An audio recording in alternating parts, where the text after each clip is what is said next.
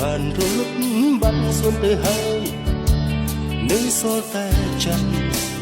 ដ៏ស្រងូតស្រងាត់ពពក្រសាត់ឲ្យរូបខ្ញុំកណ្ដោចកណ្ដែងឮសូរតែសំឡេងចម្រៀងពី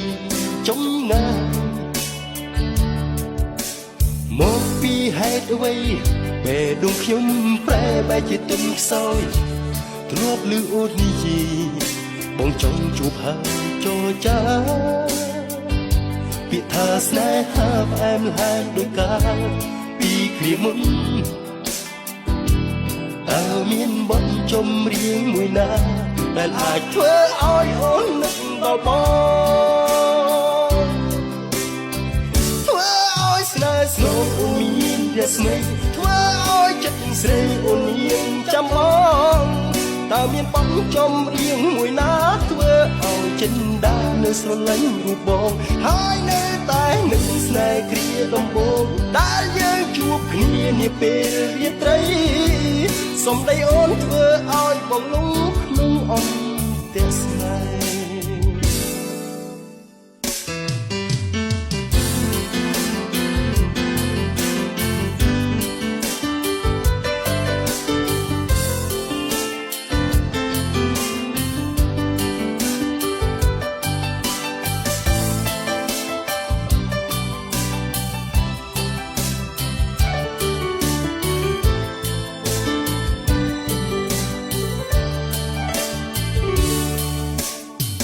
ស្នេហ៍កន្លង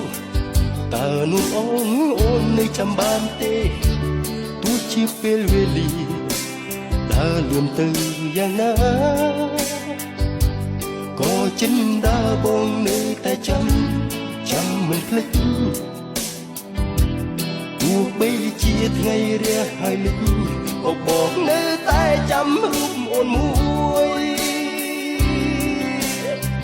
ធ្វើឲ្យស្នេហ៍ស្នងអូនមានរស្មីធ្វើឲ្យចិត្តស្រីអូនមានចាំបងតើមានបទចម្រៀងមួយណាធ្វើឲ្យចិត្តដានៅស្រឡាញ់រូបបងហើយនៅតែនឹកស្នេហ៍គ្រាដំបូងដែលយើងជួបគ្នានាពេលរាត្រីសំដីអូនធ្វើឲ្យបងលងក្នុងអន្តរស្នេហ៍ធ្វើឲ្យស្នេហ៍ស្នូអូនមានរស្មីធ្វើឲ្យចិត្តស្រីអូនមានចាំបងតើមានបទចម្រៀងមួយណាធ្វើឲ្យចិនដានៅស្រឡាញ់រូបបងហើយនៅតែនឹកស្នេហ៍គ្រាដំបូងដែលយើងជួបគ្នានាពេលរាត្រីសំដីអូនធ្វើឲ្យបងលងក្នុងអន្តរស្នេហ៍ធ្វើឲ្យស្នេហ៍ស្នងអូនមានរស្មីធ្វើឲ្យចិត្តស្រីអូនមានចាំបង